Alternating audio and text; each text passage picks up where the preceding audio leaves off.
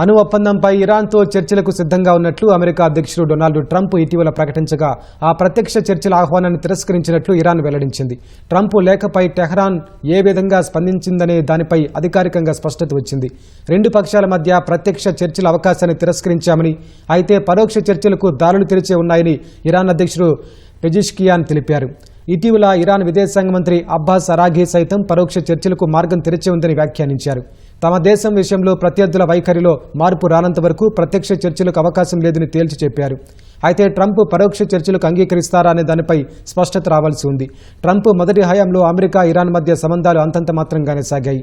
ఆయన అధ్యక్షుడిగా ఉన్న సమయంలోనే 2018లో అణు ఒప్పందం నుంచి అమెరికా వైదొలిగింది. అప్పటి నుంచి అనేక ఏళ్లుగా పరోక్ష చర్చలు విఫలమయ్యాయి.